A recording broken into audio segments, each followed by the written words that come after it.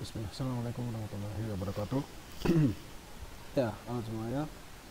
Kita lanjutkan untuk ke berikutnya, yaitu kita akan setting simulasi yang akan kita jalankan.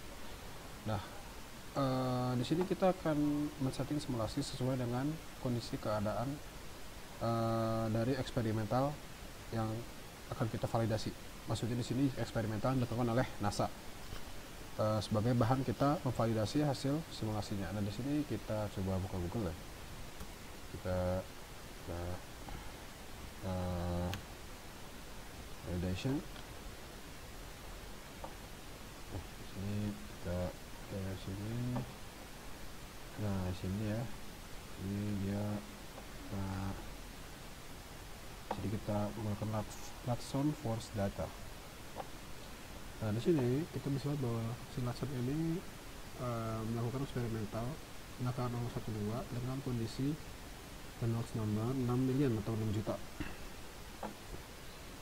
Nah, dengan misalkan ya kita hitung sebentar ya, kita akan menghitung berapa kecepatan free stream dengan RE 6 juta dengan chord line 1 meter. Nah, di sini kita coba pakai Excel ya. Mungkin kita Excel baru. Kita tahu bahwa Reynolds number itu kan misalnya di sini kita densitas udara misalkan 1,225 kg per meter ini. Nah, kemudian setelah densitas atau rho, kemudian juga mu atau dynamic viscosity-nya. Di sini saya menggunakan properties dynamic viscosity udaranya sebesar 1,79 pangkat 5 ya, pascal second. Mu rho itu teman-teman bisa ya, nggak harus ini ya, ini di antara kondisinya yang standar seperti ini. Cuman kalau teman-teman memakai nilai yang berbeda silahkan. Nah, kemudian RE nya 6 juta. Nah, di sini berarti kita bisa nyari U nya. U nya ya, berarti U nya itu adalah Reynolds number dikali dengan viskositas ya. Teman-teman bisa searching persamaan Reynolds number itu apa untuk airfoil. Kemudian maaf, kita tahu bahwa ada panjang karakteristiknya L. Nah, untuk airfoil panjang karakteristiknya adalah core line. Nah, di sini berarti kita 1 meter. Nah, berarti di sini U atau kecepatan free stream ya, berarti sama dengan Reynolds number ya dikali dengan viskositas, kemudian dibagi dengan rho dan L ya. Jadi di sini kita bisa lihat bahwa ini kita ganti aja ya. Nah, kalau kita ini 67,67 itu sini meter per second ya. Ya, ini kalau kita buka Google ya, teman-teman bisa lebih yakin. Reynolds number formula airfoil. Nah, di sini ya, mana ya, ini ya, rho UL per mu ya, maka U nya itu berarti Reynolds number dikali viskositas dibagi rho dan L. L ini chord line ya. Untuk airfoil L nya chord line nya.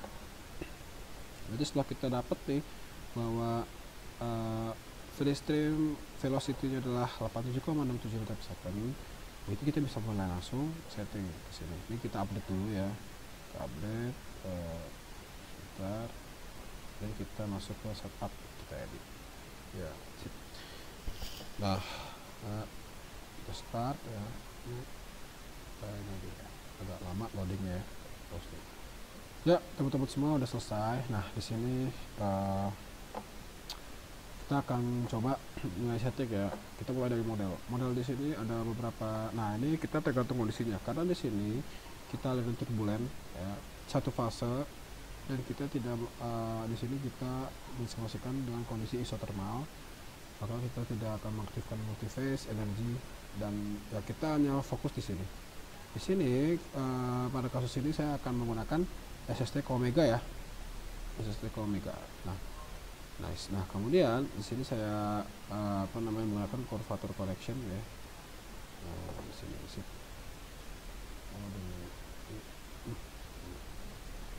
Oke. Nah, habis itu kita coba ke materials ya, fluidnya. Nah, air atau udara ya. Di sini rho-nya 1,225, tapi viscosity-nya ya kita ganti ya 1,79 pangkat 5. Nah, kita change atau create, diklik, kemudian close. Lalu habis itu kita masuk ke boundary condition. Nah, boundary condition ini penting ya teman-teman semua. Ada yang kelewat teman-teman semua. Mari kita balik ke meshingnya. Ini meshingnya. Nah, di sini kita perlu memberikan name selection. Ini saya lupa nih. Jadi ini kita kembali ke mesh ya. Di sini kita jadi kita untuk mendefinisikan mana inlet, mana outlet, mana airfoilnya gitu ya. Ini saya klik ya. Kemudian ini saya klik semua, saya klik kanan, kemudian create name selection. Nah, di sini saya ketik airfoil ya.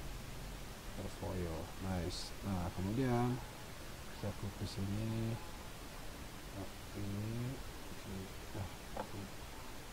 saya ke kanan, nah ini sebenarnya kita jadi inlet ya. Di sini atas, kemudian di sini ini, kemudian juga di sini ini, kemudian di sini ya. Kemudian kita ke kanan, kita jadikan filter selection, kita jadikan inlet ya, inlet. Nah, kemudian di sini kita ditarik ke belakang ya, dan ini harus diingat bahwa ini ada 2 edge. Nah, ke kanan, kemudian create name selection, kemudian outlet. Nah, di sini kita update ya. Sorry. Saya klik date. Nah, di sini kita coba kasih data.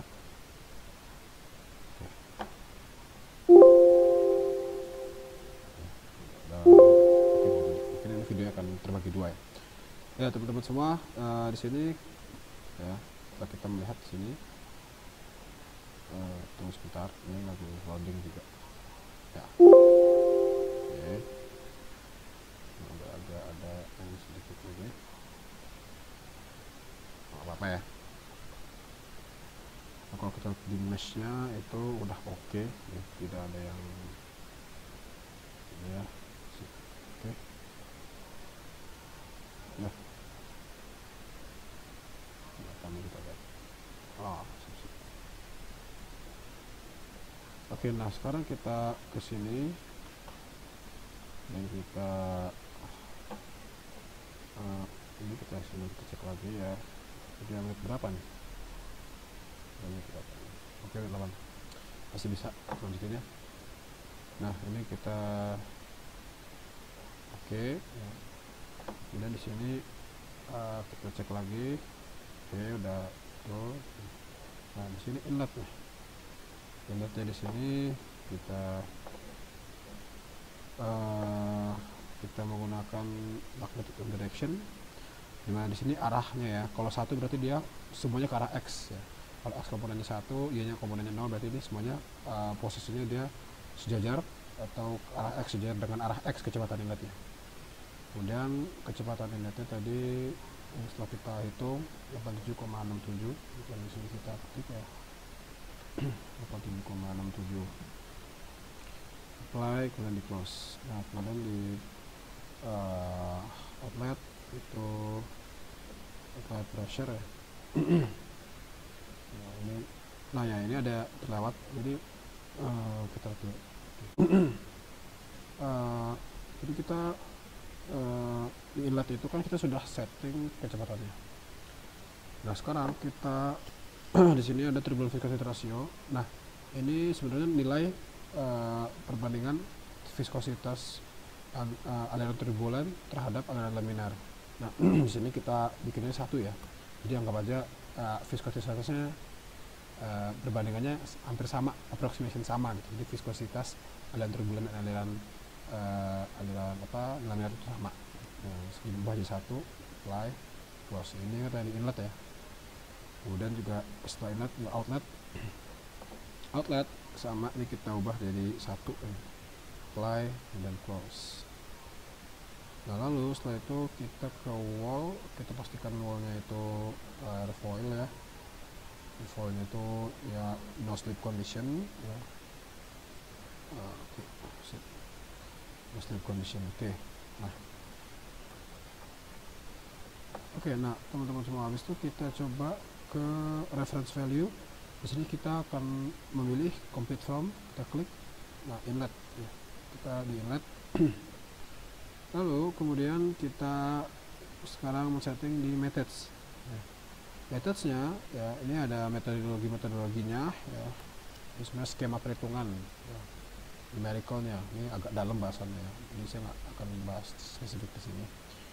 Cuma di sini kalau kita lihat ya, ada second order ini semakin tinggi dia akan semakin ya mungkin semakin bagus ya, cuman akan membutuhkan komputasi yang lebih tinggi atau lebih banyak gitu ya.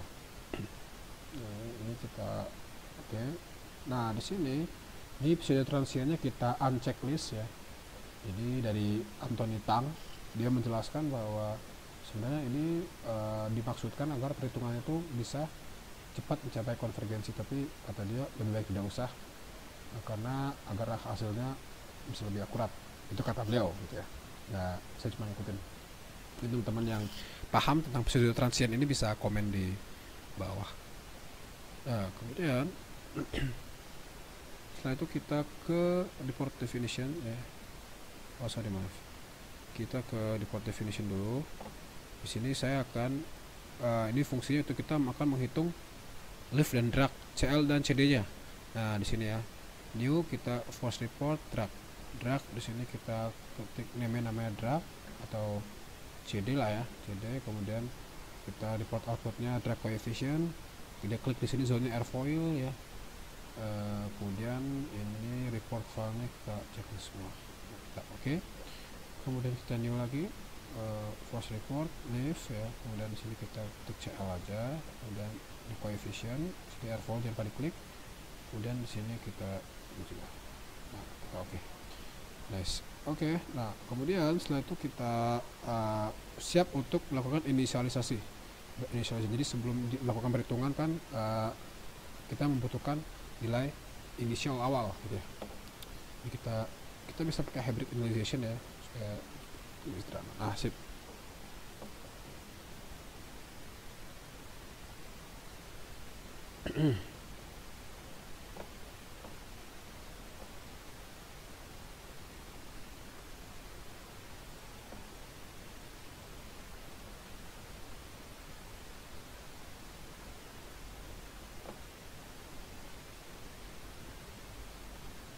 Ya, sudah semua ya, pada selesai initialization-nya.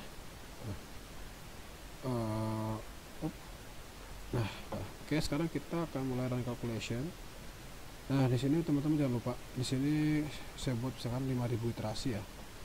Nah, di sini saya buat update profile intervalnya, saya buat 10. Oh ya, supaya perhitungannya tidak cepat konvergen, jadi saya buat di sini, ini hampir lupa ya. Jadi di sini saya di monitor, kita drop down listnya, kita klik residual. Nah, di sini saya patokannya tidak ini karena kalau kita pakai patokan ini akan cepat konvergen. Padahal terlalu cepat konvergen juga mungkin hasilnya kurang akurat ya. Jadi di sini saya hanya menggunakan continuity sebagai parameter konvergensinya, dan di sini saya ubah jadi 1E/4 6. Ya, saya oke, sekarang calculation kita calculate. Nah, di sini cukup lama ya, jadi video ini akan saya pause sampai nanti perhitungannya cukup memadai. Oke, ini saya pause. Ya, ini kita perhitungannya baru sampai 1770, tapi kita lihat ya baris ini sudah relatif stabil ya, dari residualnya, kemudian juga CL CD nya juga sangat stabil. Nah, di sini kita bisa lihat ya bagaimana nilainya. Kita menghitung nilai CL dan CD yang dihasilkan dengan kita buka di report definition di CL ini, kita klik kanan dan kita klik compute, maka muncullah CL dan kita klik kanan CD, kita klik compute juga. Nah, mantap. Ya, di sini kita bisa lihat bahwa CL nya sekitar minus 7, minus min 8. Ini sebenarnya approximation menuju 0 gitu ya, approximation menuju 0 ya. Ini sangat valid ya, maksudnya cukup oke lah. Memang kan seharusnya pada airfoil Naka 012 itu kan memang harusnya dia approximation 0 ya. Jadi kalau misalnya kita coba copy dulu sini, misalkan ya CL CD ya, ini alpha ini 0, maka tadi CL nya nah ini kita copy terus kita paste. Nah, oke, ini ya kita anggap aproksimasi 0 gitu. Makanya ini cukup valid karena memang pada secara ini ya, airfoil yang Naka 012 itu kan dia simetri atas bawah, jadi harusnya ketika alfanya 0 maka tidak ada CL di situ idealnya. Di CD nya kita lihat sini. Nah, kita lihat misalkan ya, kalau misalkan kita lihat di Naka, nah dari Naka di sini kita bisa lihat bahwa nah kita lihat di sini. Nah, di sini ketika yang paling mendekati 0 adalah ketika alfa minus 0,5. Jadi tidak tepat 0 ya. Di sini CL-nya ya hampir mendekati 0. Wah, ini memang karena tidak 0 sempurna, mungkin ada sedikit CL, cuman di sini belum mendekati 0. Nah, adapun untuk kita bisa lihat bahwa ini hasil CD-nya 0,00809. Nah, kalau misalnya kita masuk ke sini, ya, kalau misalkan ini kita itu misalkan error ya. Nah, ini CD eksperimen, nah, kurang T, udah ya. Nah, ini errornya kita hitung ya. Ini kan 0,00809 ya. Nah, ini kita lihat errornya, berarti ini ya, oh sorry, ini kurang ini lagi dengan ini, kita kali 100%, maka errornya kecil ya, 0,48% ya, kecil banget ya. Jadi itu dia dari segi validasinya data. Alhamdulillah CD nya sangat, karena memang yang paling yang saya pelajari memang yang paling cukup jadi perhatian adalah ketika kita memberikan nilai CD. Nah, itu teman-teman semua. Nah, gimana kalau misalkan kita ada alfanya tidak 0, alfa tag-nya tidak 0. Nah, di sini ya kita akan coba sekilas ya. Mungkin ini sudah menit 8:45 ya. Oke, fine. Nah, mungkin kita akan bahas di video berikutnya supaya lebih enak gitu ya. Sekian, jadi itu teman-teman semua hasil dari simulasi untuk alpha 0. Lalu pada video berikutnya saya akan sedikit contohkan bagaimana jika alfanya itu tidak 0, apakah yang kita ubah itu geometrinya. Nah ya, sekian, terima kasih. Wassalamualaikum warahmatullahi wabarakatuh.